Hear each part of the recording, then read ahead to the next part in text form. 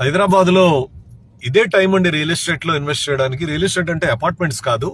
Apartments ఎవరైతే already కొనుక్కుని ఇల్లు ఉందో వాళ్ళు ల్యాండ్ లో ఇన్వెస్ట్ చేయడానికి ఇది ఒకటే మంచి టైం అండి. మంచి టైం, ఎందుకంటే ఒక 40 to 50 lakhs పెడితే ఇప్పుడు యాక్చువల్లీ ల్యాండ్ వస్తుంది. ఒక 200 square yards ల్యాండ్ అయితే వస్తుంది. అది మీరు కొనుక్కుని పెట్టుకుంటే ఐ థింక్ మీరు ఊహించలేరు బాంబే అంత లెవెల్ కి రియల్ ఎస్టేట్ వెళ్ళే ఇదైతే స్కోప్ అయితే కనిపిస్తుంది.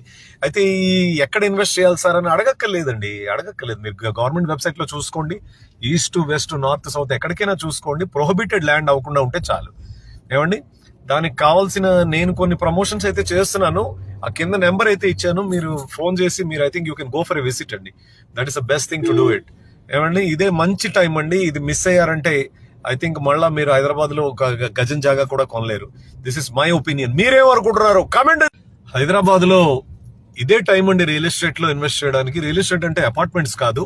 అపార్ట్మెంట్స్ ఎవరైతే ఆల్రెడీ కొనుక్కుని ఇల్లు ఉందో వాళ్ళు ల్యాండ్ లో ఇన్వెస్ట్ చేయడానికి ఇది ఒకటే మంచి టైం అండి. మంచి టైం, ఎందుకంటే ఒక 40 to 50 lakhs పెడితే ఇప్పుడు యాక్చువల్లీ ల్యాండ్ వస్తుంది. ఒక 200